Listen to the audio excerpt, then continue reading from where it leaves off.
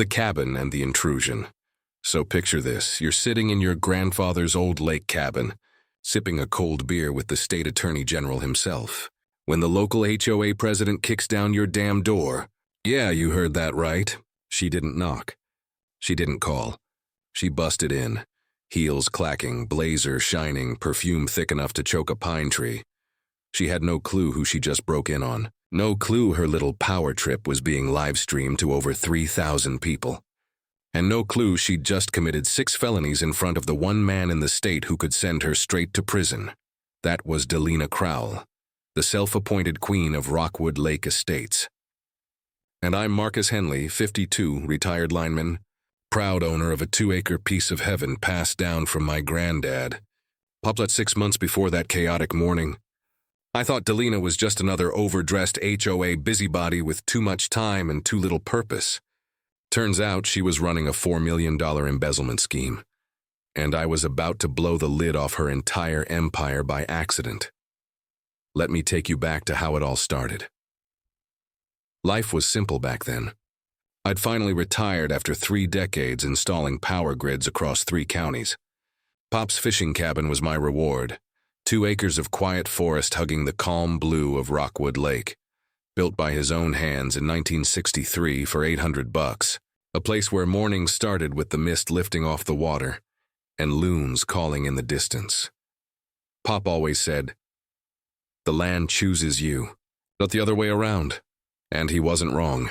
Then came her Delina rolled into town like a tornado in designer shoes, fresh out of some California subdivision where being a community president was basically a lifestyle.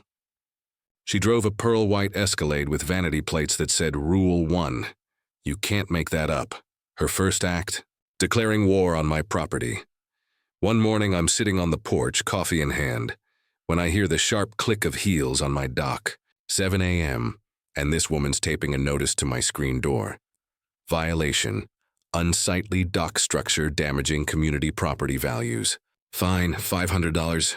Compliance required within 72 hours. I laughed, thought it was a prank.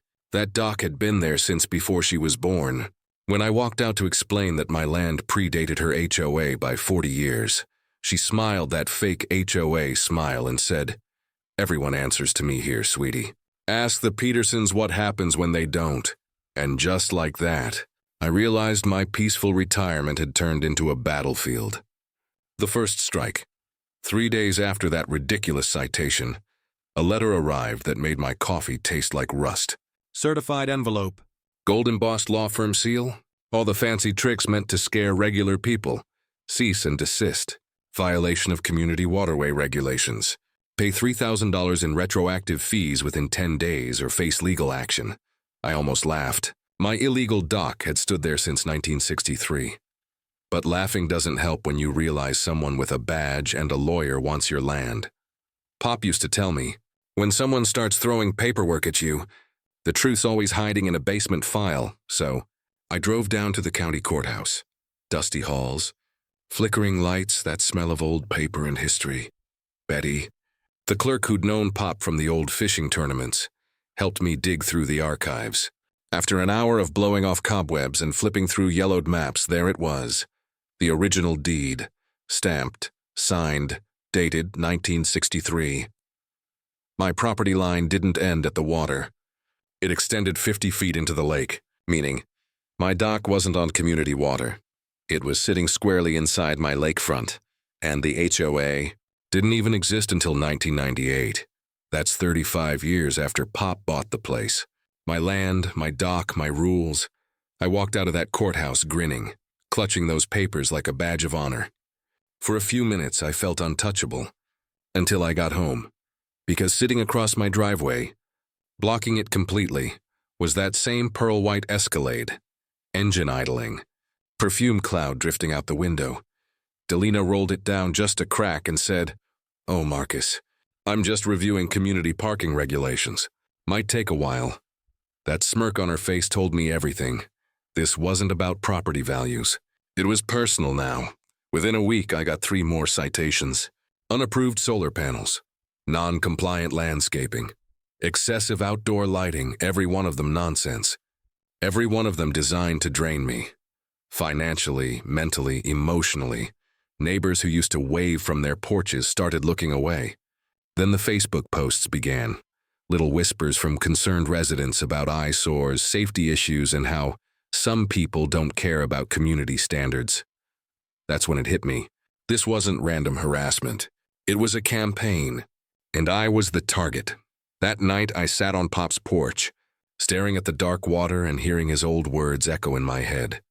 When someone wants your land bad enough, son, find out why. I decided then I'd find out, even if it meant going to war with every snake hiding under that HOA logo. The smear campaign. For a few days, things went quiet. Too quiet. That kind of silence that feels like the world is holding its breath before something bad happens. I should have known Delina Crowell wasn't done. People like her don't stop when you stand up to them. They just change tactics. It started on a warm Friday morning.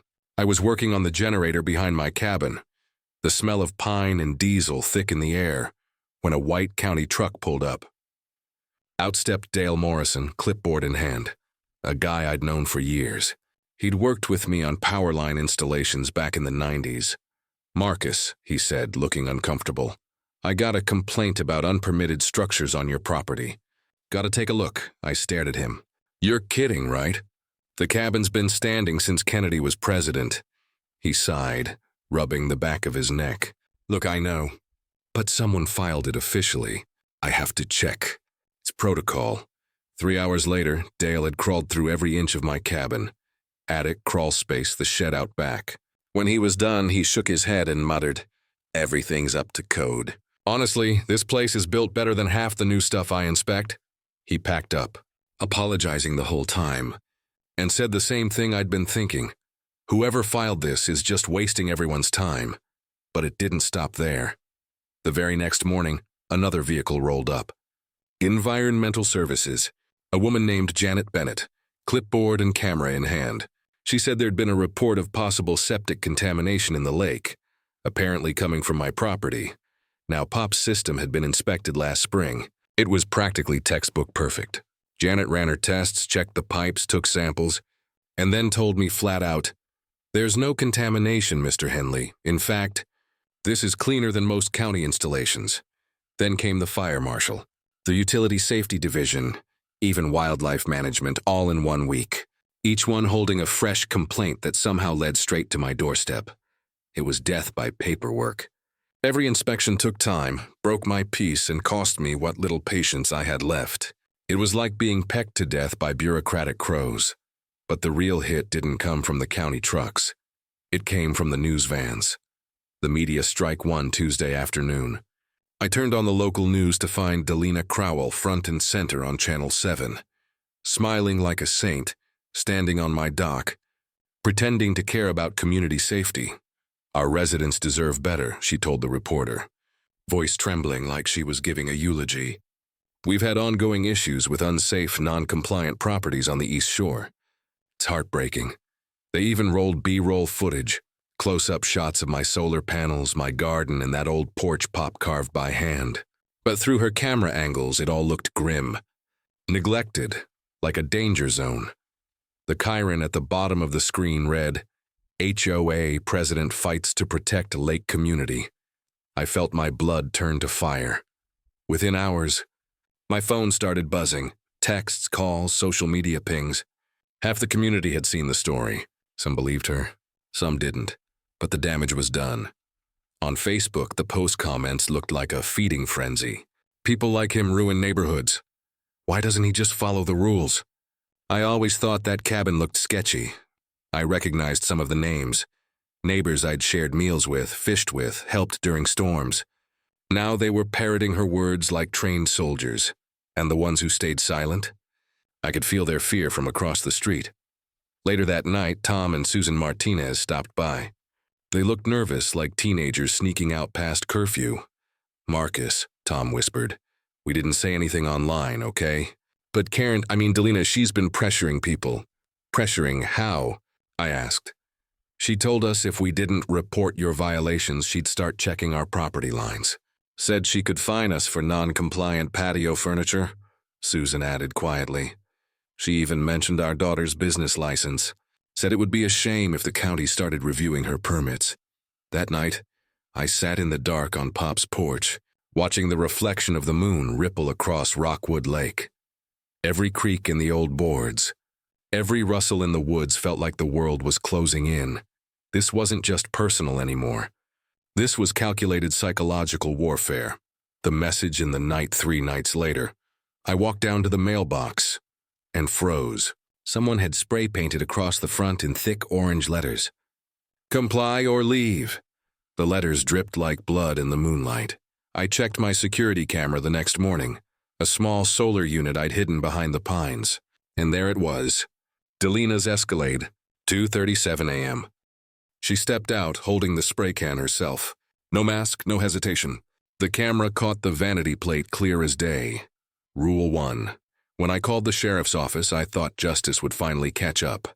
But when the cruiser pulled in, out stepped Deputy Chad Crowell, Delina's nephew. He gave the graffiti one lazy look, took a few notes, then said, "Probably just kids messing around. You know how it is." And just like that, he left. Didn't even file a proper report. That was the moment I realized Delina didn't just have influence in the neighborhood. She had protection in law enforcement.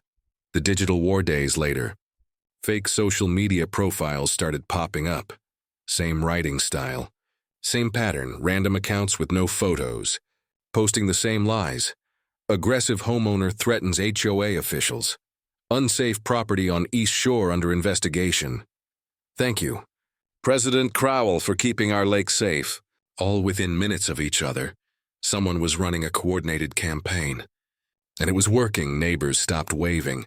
The general store owner who'd always saved me the good bait barely said hello. Even the mailman started leaving letters at the end of the driveway, like he didn't want to risk conversation. The isolation was real and deliberate. That's when Pop's words came roaring back again, louder than ever in my mind. When someone wants your land bad, son, find out why. I had no idea yet how deep that why went, but I was about to find out. The first crack in the armor a few days later.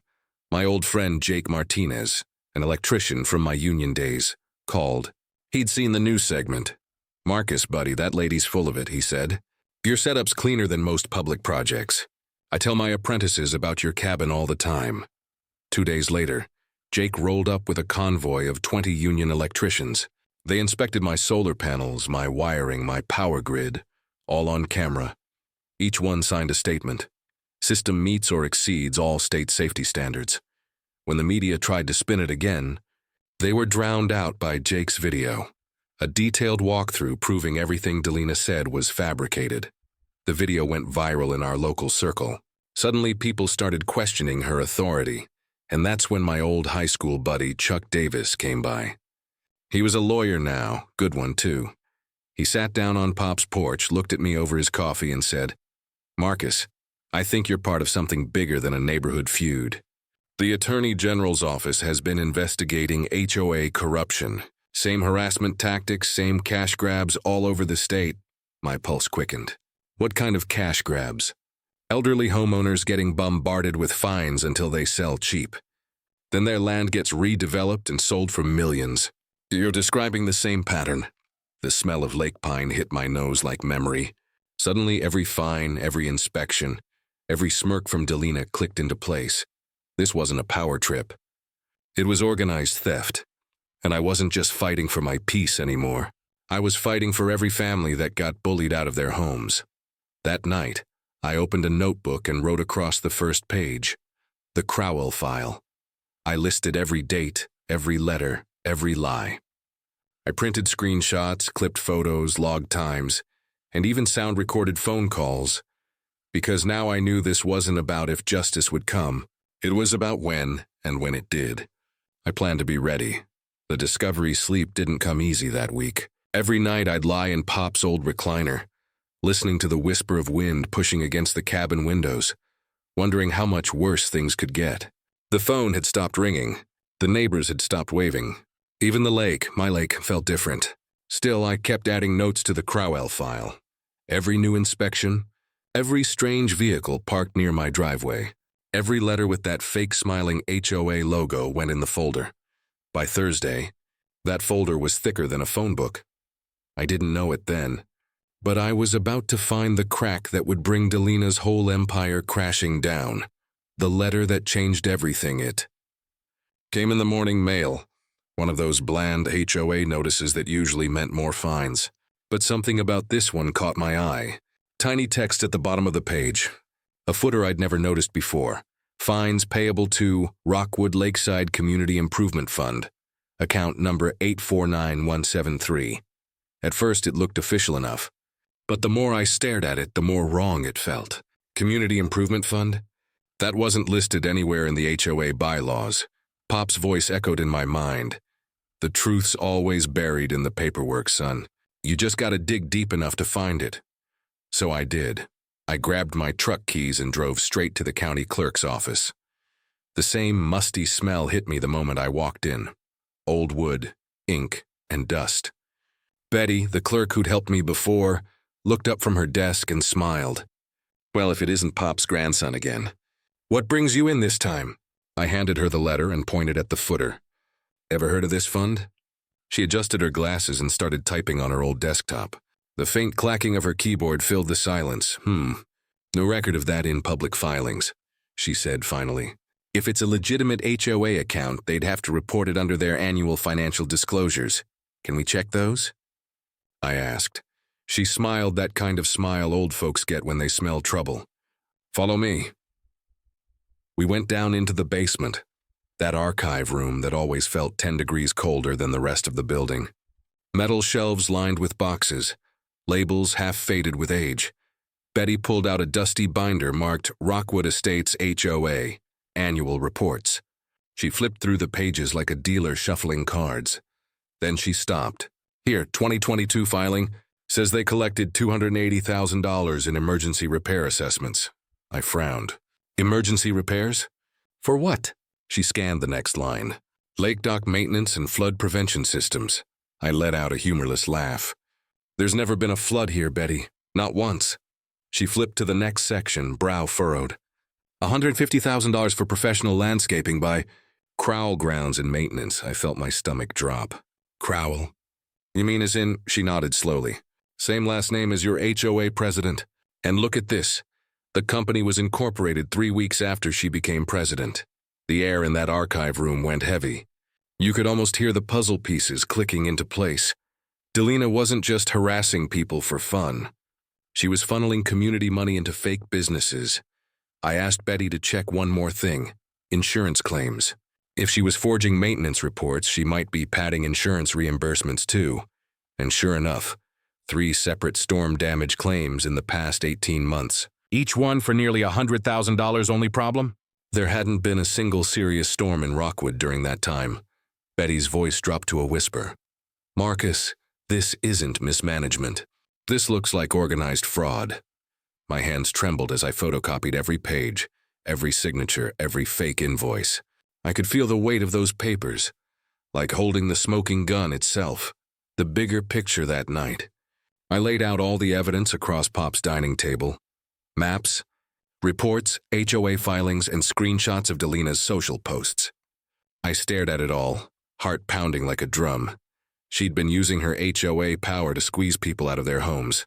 Elderly couples, single parents, families who couldn't fight back.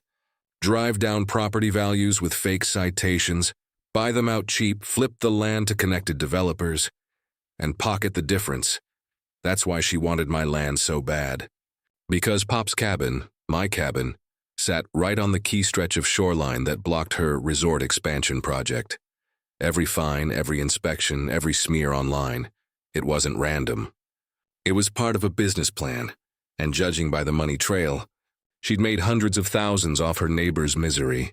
I sat there for hours, staring at the wall where Pop's old fishing photo hung, him holding a 20-pound base, smiling like life couldn't get better. He'd built this cabin for peace, for legacy, and now it was being used as the battleground for greed, the turning point. The next morning, I called Chuck Davis, my lawyer friend. He showed up within an hour, coffee in one hand, briefcase in the other. I spread the documents out in front of him. He didn't say a word for 5 full minutes. Just flipped pages, underlined notes, and sighed. Finally, he said, "Markus, This isn't just HOA fraud. This is tax evasion, embezzlement, and possibly racketeering.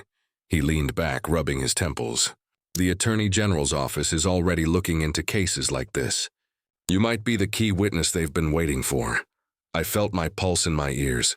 Witness? You mean they'd actually take this? He nodded.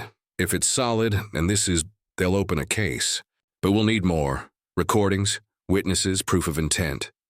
I thought about my security footage, the spray painting, the harassment, the false citations. I had all that. What I needed now was people. Others she'd hurt. The circle widens within a week. Chuck helped me reach out quietly to other families on the lake. The ones who'd been fined, harassed, or bullied out of their homes.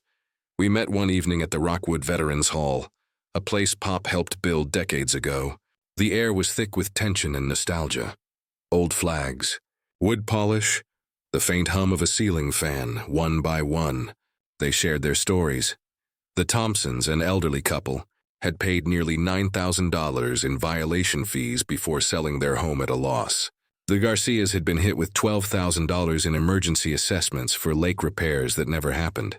And Mrs. Patterson, who'd lived here 43 years, had been so frightened by Delina's letters that she moved to Florida to live with her daughter. Each story sounded like mine. Same pattern, same tactics, same threats. We filled a table with paperwork, receipts, and photos, and realized something chilling. All of those payments from all of those families went into the same community improvement fund, Delina's personal slush account. By the time we were done, we had more than 24 homeowners ready to testify. Some cried, some cursed. But all of them said the same thing. They wanted their community back. The spark of justice that night. I sat outside again, watching the moonlight shimmer on Rockwood Lake. The crickets were loud. The air smelled like pine in summer. And for the first time in months, I felt something new. Hope. I thought about Pop's words. Carved into the back of his fishing knife, stand your ground. Truth don't need armor. I smiled, closed the notebook, and took a deep breath. Tomorrow I'd call the Attorney General's office. Tomorrow I'd hand over everything, because I wasn't just protecting a cabin anymore. I was protecting a legacy, and maybe, just maybe, bringing justice to everyone who'd lost theirs. The network. For the first time in months, the air around Rockwood Lake felt lighter. Not because Delina Crowell had backed off, far from it, but because for the first time I wasn't alone. We had names, faces, and proof. The Crowell file wasn't just my private folder anymore. It had turned into a movement. Chuck, my lawyer buddy, had already drafted a preliminary report for the Attorney General's office, labeling it Rockwood HOA corruption complaint, multiple victims. He told me to stay patient, that the state would respond soon. But soon is a funny word when you're being watched. Under surveillance by now, Delina must have sensed something. Her behavior changed. Not calmer, not quieter, just more strategic. The anonymous call started again. No voice, just silence. Breathing. Then a click. Mail began arriving half-opened. And twice I noticed her nephew, Deputy Chad, parked just down the road pretending to check his dashboard. Every instinct in me said to keep my head down. But Pop didn't raise me that way. So instead of hiding, I leaned in. I bought a new set of motion cameras, hidden inside birdhouses, microphones in the eaves, even set up an old CB scanner to listen to sheriff chatter, just in case. If they were watching me, I'd watch back. The call from the Capitol came one Thursday afternoon while I was chopping wood behind the cabin. The phone buzzed, number blocked. "Mr. Henly?" a calm voice asked. "This is Sarah Mitchell from the Attorney General's office. I've reviewed your case file. We need to meet." Those 6 words hit me like a thunderclap. For the first time, I felt like the fight was moving upward. She explained that they'd been tracking a series of similar HOA abuse complaints across the state. Same methods, same fabricated fines, same shell companies of my evidence, she said. Connected several dots. We agreed to meet at my cabin, discreetly with a second representative, David Bennett. Assistant prosecutor, Chuck, would be there too. Of course, when I hung up, my hands were shaking. Not from fear, from relief. After months of being treated like a paranoid old man, someone finally believed me. The meeting that morning, the lake was calm as glass. Even the loons were quiet, like they sensed something important was about to happen. Sarah Mitchell arrived right on time, mid-40s, sharp eyes, calm presence. The kind of person who looked like she could disarm a bomb with a pen. David Bennett followed, younger, intense, briefcase in hand. We sat at Pop's old table, papers spread like a deck of cards. They didn't talk much at first. Just read every page, every signature, every photo of vandalism, every citation. Finally, Sarah looked up and said, "Mr. Henly, what you've built here isn't just evidence. It's a roadmap. These patterns match multiple ongoing investigations in other counties." David added, "Same fraudulent HOA structures, same political connections. If what we're seeing here holds, this could expose an organized network operating under legal cover." I blinked. "Network? You mean this is bigger than her?" Sarah nodded gravely, "Much bigger. We believe certain local officials have been protecting these groups, even profiting from them." It was like someone had opened a window into hell. Connecting the dots over the next few hours, we pieced together a horrifying picture. Delina wasn't some rogue HOA president. She was one gear in a statewide machine. The scam worked like this. A politically connected developer group identified old, independent lakefront communities, the kind full of retirees and families living on inherited land. Their inside agents, often relatives or political allies, ran for HOA boards, promising modernization. Once in charge, they created chaos, citations, inspections, harassment, driving out long-time owners. The properties were then bought by shell companies at rock-bottom prices, then resold for profit once the area was redeveloped. And all along the way, they laundered money through fake maintenance funds, just like the community improvement fund Delina had set up. "Your case," Sarah said, "could be the key to blowing this whole thing open." I remember leaning back, staring at the lake through the window and whispering, "Pop, we might have just hit the mother lode." The federal angle David Bennett wasn't just any assistant prosecutor. He'd been working closely with FBI agent Rebecca Torres, part of the white-collar crime unit. He mentioned her name, then said something that made my pulse quicken. "Agent Torres has been investigating development-linked fraud for 2 years. Your evidence is the missing piece." 2 weeks later, she arrived. Black SUV, windbreaker, professional but approachable. She shook my hand with a firm grip. "Mr. Henly, I've read your file.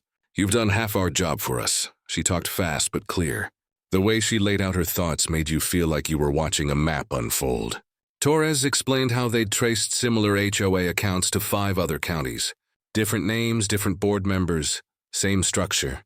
And all roads led back to a handful of political donors, including one Robert Crowell, Delina's husband, treasurer of the state's ruling party. I nearly dropped my coffee. "You're telling me her husband's funding this?"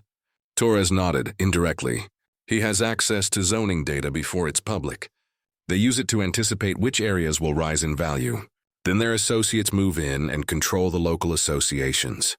Slow, quiet, and nearly invisible, until someone like you gets in their way." I leaned back in my chair, "So that's why she wanted my property," Sarah answered before Torres. "Good. Your land blocks their planned development zone. They can't expand without it." Building the case over the following month, my cabin turned into a miniature operations center. Maps, spreadsheets, and pinned photos covered the walls. Pop's old tackle hooks now held color-coded case notes. The team worked out of my dining room like detectives in a TV drama. Torres called it Operation Clearwater. Every time I handed over another file or video clip, Torres smiled that tight FBI smile and said, "You're building a legacy here, Mr. Henly." And maybe she was right, though I didn't see it that way yet. We brought in more families, more witnesses, even a retired accountant named Frank Weber, who'd volunteered to audit the HOA's taxes. He discovered something shocking. The HOA hadn't filed any Form 1120 tax returns in over 2 years. Despite collecting hundreds of thousands of dollars in community fees, Frank's words still ring in my ears. If they skip tax filings while taking in this much money, that's federal tax evasion. Not civil, criminal, That one statement turned a local dispute into a federal case. The fear sets. In the more we uncovered, the bolder Delina became.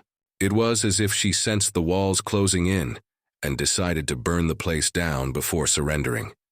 Union members visiting my cabin found their work permits suddenly under review. Bill Carter, the retired judge who'd advised me, received a complaint from the state bar accusing him of unauthorized counsel. Even the Veterans Hall that hosted our meetings got hit with a surprise fire inspection. Delina was using her last weapon, intimidation, I called. Chuck one night, frustrated. How long do we just sit here while she keeps throwing punches? He paused, then said, we don't swing back yet. Build the knockout. Torres agreed. She's desperate. Every illegal act she commits now becomes evidence. Let her talk. Let her act. She's writing her own indictment. It was hard. Every insult online, every anonymous call, every slow roll of the sheriff's cruiser past my driveway, it chipped away at my patience. But I held firm. Pop's voice in my head. Don't fight dirty men with dirty tricks.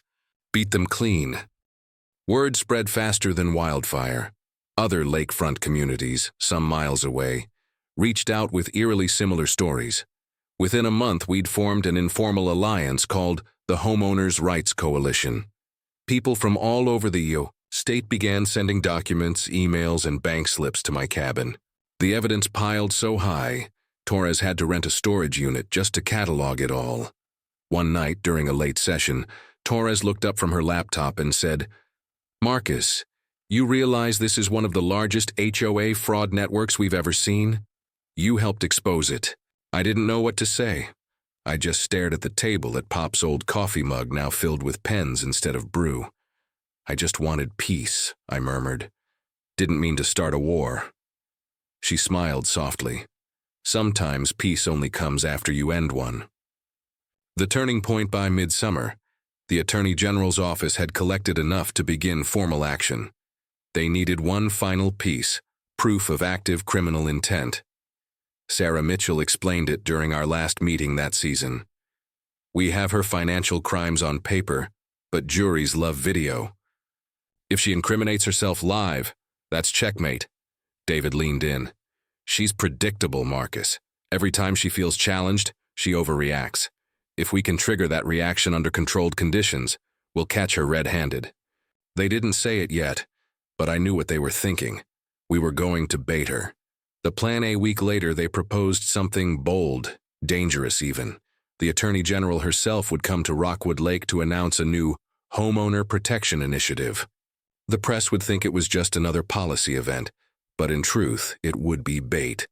Because if Delina's pattern held, she wouldn't be able to resist interfering. We'd wire my cabin with hidden cameras, microphones, and surveillance gear. Federal agents would hide nearby, ready to act. Sarah looked me straight in the eyes. Markus, this is voluntary. You'd be putting yourself in danger. I didn't hesitate. I've lived with danger long enough. Let's finish this. She smiled faintly and shook my hand. The deal was made. Preparation. The following week was a blur of quiet coordination. FBI techs came disguised as electricians, upgrading my solar system. In reality, installing covert equipment. Small mics were hidden inside lamp fixtures, cameras inside air vents and bookshelves. Even a backup feed connected to a satellite uplink in case power went out. Torres ran drills with her team. Chuck reviewed legal parameters. Sarah rehearsed the meeting script with the Attorney General's staff. And me? I just tried to breathe. Each night before bed, I walked out to the dock, stared at the reflection of the moon on the water, and whispered, Pop, tomorrow's the day we end this. The calm before the storm. The night before the sting operation, Rockwood Lake felt unnaturally still. No crickets, no frogs, just silence and a faint hum from my solar inverter. I sat with Jake on the porch, 2 beers between us, neither of us saying much. He finally broke the silence. You ready for this? I nodded slowly. Doesn't matter if I'm ready. It's coming. He chuckled softly. You know, Pop would be proud. You turned this cabin into a war room. I smiled faintly. He always said this place was built to last. Guess it's proving him right. The next morning would decide everything. Months of fear, evidence, sleepless nights, all leading to one moment. And somewhere out there, I knew Delina was planning her own move. Because if I'd learned anything about her, it was this. When cornered, Delina Crowell didn't back down. She attacked.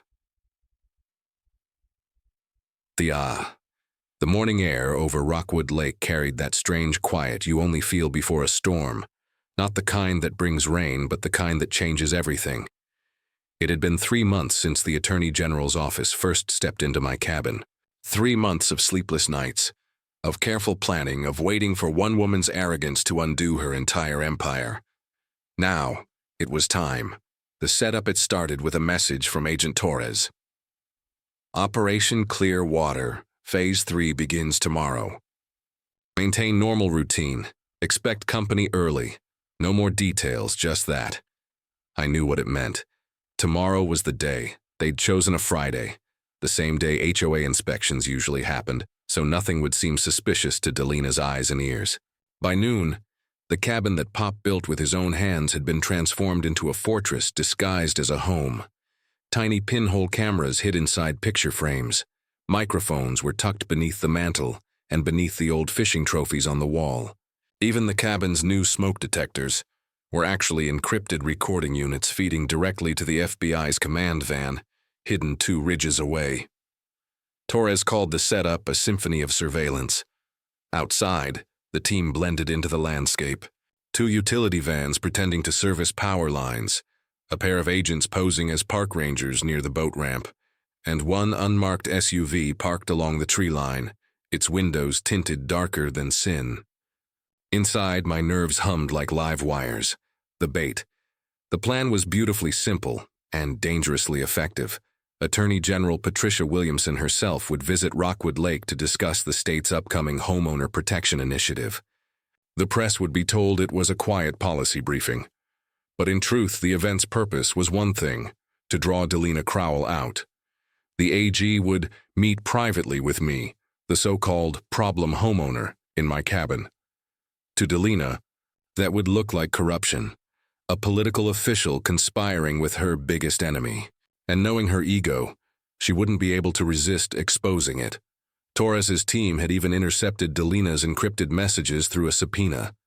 She was already calling her contacts at Government Accountability Watch, a fringe blog that specialized in whistleblower exposés. Delina was planning to record her confrontation, to frame herself as a hero standing up against political abuse. It was genius, because she was about to live stream her own arrest. The night before the operation, I barely slept. The sound of the wind moving through the trees outside the cabin felt heavier than usual. Every creak of wood, every distant owl call made my pulse quicken. I sat in Pop's chair, the same one he used to fall asleep in during old fishing shows, and stared at the wall where I'd pinned the photos. Neighbors smiling, lakeside sunsets, old receipts, and all the paperwork that started this war. Pop's words were scribbled at the top of one page. Truth doesn't break, it bends, it hides, but it doesn't break. I held on to that. At 11:30 p.m., Torres texted again. Everything in position. Sleep if you can. Tomorrow, justice walks through your front door. I poured a glass of whiskey, raised it toward the dark window and whispered, "Here's to you, Pop. We're ending this tomorrow." The morning sunrise painted the lake in streaks of gold and copper. Mist rose off the water like steam, curling through the pines. For a few seconds, it looked almost peaceful, like maybe the world had forgotten the madness waiting to unfold. By 8 a.m., the cabin was a hive of quiet tension. Chuck sat by the window pretending to read a newspaper. Agent Torres was outside, disguised as a landscaper, adjusting a hose that was really a fiber-optic cable feed. 2 state prosecutors sat in a parked car down the dirt road, their eyes scanning the tree line. And me? I made coffee. Because if there's one thing you can control when everything else is chaos, it's a good pot of coffee. At 9:02 a.m., right on time, a black state vehicle pulled into my driveway. Attorney General Williamson stepped out, Small thermos in one hand, briefcase in the other. She wasn't what I expected. No bodyguards, no entourage, no pretentious air of importance, just calm confidence, like she'd done this 1,000 times before. "Mr. Henly," she said, shaking my hand, "let's talk about justice." The discussion inside, she took Pop's old recliner without hesitation, flipping open her file and nodding toward the papers spread across the table. "I've reviewed everything," she said. "Your case has already exposed 6 connected HOA fraud rings across the state. We're looking at potential federal-level prosecution now." I could barely breathe. 6 across the state. "Ma'am," I said slowly, "you mean this wasn't just Rockwood?" "No," she said, voice steady as granite. "This is systemic. You didn't just save your home, Markus, you may have saved hundreds of others." For a moment the room was still.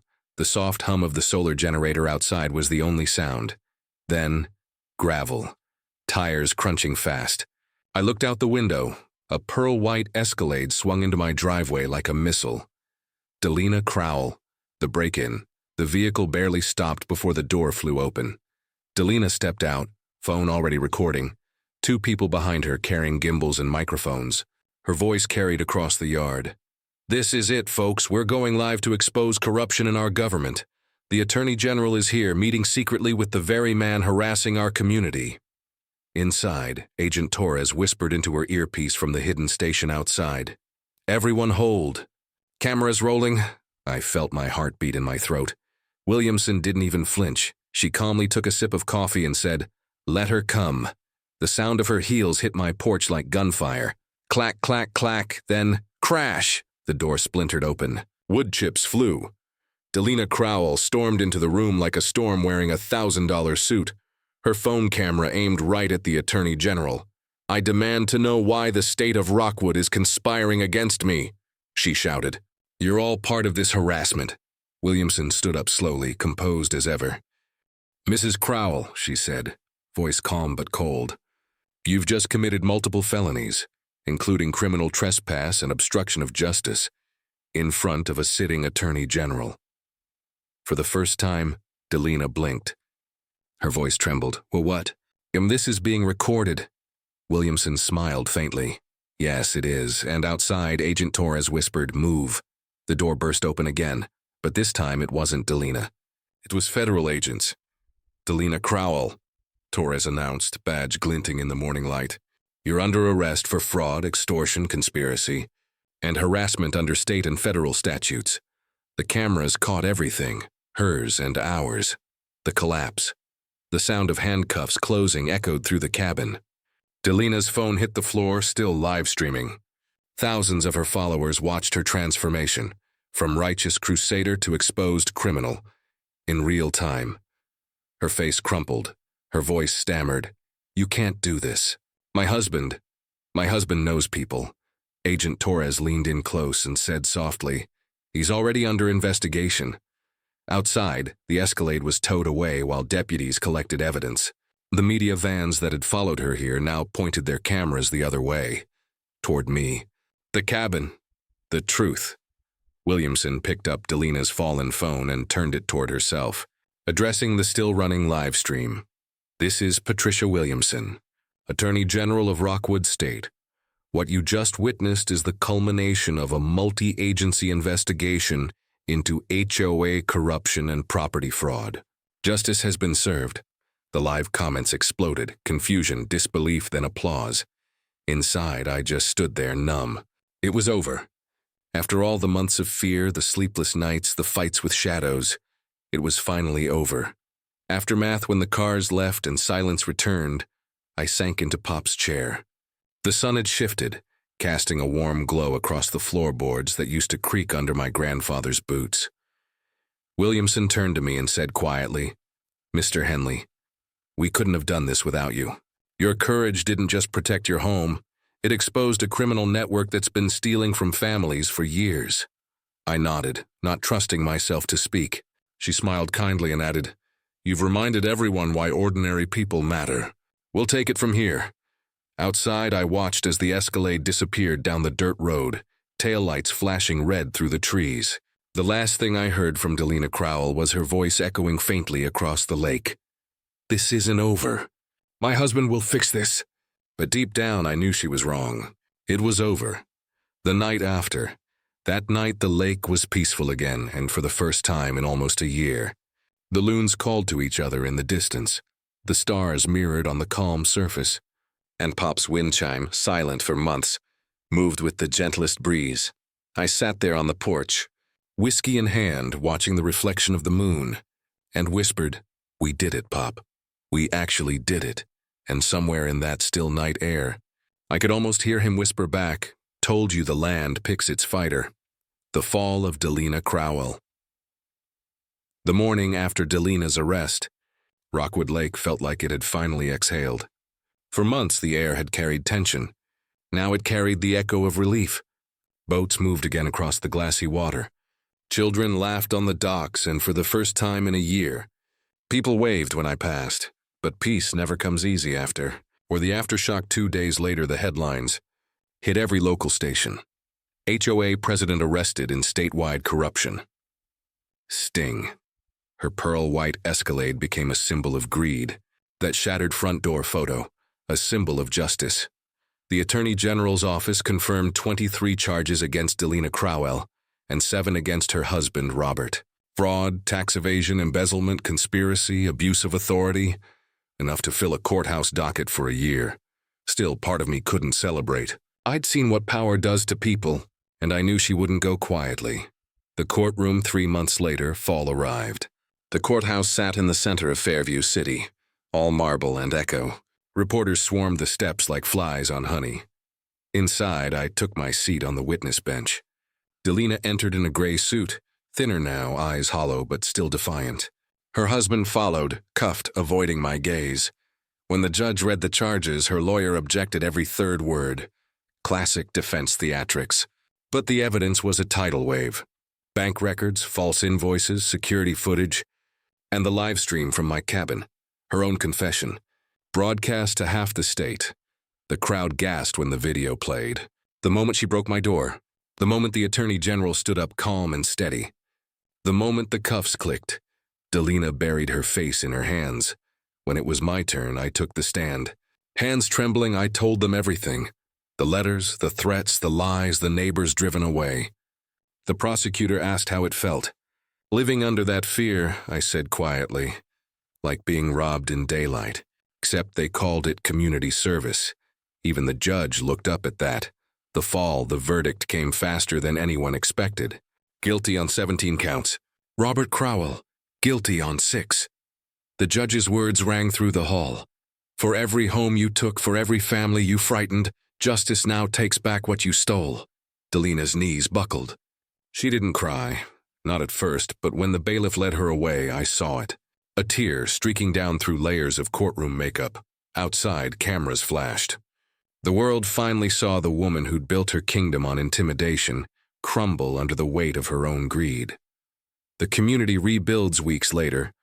Rockwood Lake held its first community meeting in nearly a year. No lawyers, no threats, just neighbors and coffee. The HOA charter was dissolved by court order. In its place, the residents voted to form the Rockwood Lake Cooperative, a simple non-profit managed by volunteers. No fines, no hidden funds, just shared upkeep and respect. Betty the clerk came by with homemade pie. Chuck laughed for the first time in months. Even the Garcias, who'd moved away, visited to see the lake reborn. And through it all, I stayed quiet, sitting at the back, watching people rebuild what fear had broken. One last encounter, 3 months into her sentence. I received a letter, federal return address, inmate mail. Delina Crowell. For a long time, I didn't open it. When I finally did, the words surprised me. I thought I was protecting something. I thought control was safety. You showed me it was fear. I don't expect forgiveness, but I hope you'll let the lake heal, even if I can't. I folded it back carefully and slipped it into Pop's old tackle box. Some things don't need answers. They just need endings. Peace returned. Spring came early the next year. The pines turned bright again. The fish returned to the shallows. And the dock, the same old dock she'd tried to call illegal, stood strong against the morning mist. Agent Torres called once more. Case closed. she said. "The files are sealed, the accounts recovered." "You did good, Markus." I thanked her and hung up. Then I walked to the end of the dock, coffee in hand, sunlight breaking across the water. Pop's words echoed again. "Stand your ground. Truth don't need armor," I smiled. The lake was quiet. The world, for once, was still epilogue. Later that summer, the local paper ran one final headline: "Rockwood Lake resident leads reform that changes state HOA laws." They called me a hero. But I never felt like one. I was just a man defending what was already his: a home, a legacy, and a promise made to a father long gone. As the sun dipped low, I watched the light ripple across the water and whispered, "Rest easy. Pop, the lake's ours again." The wind answered softly through the trees, and the cabin, old, scarred, unbroken, stood as proof that some battles are worth every bruise.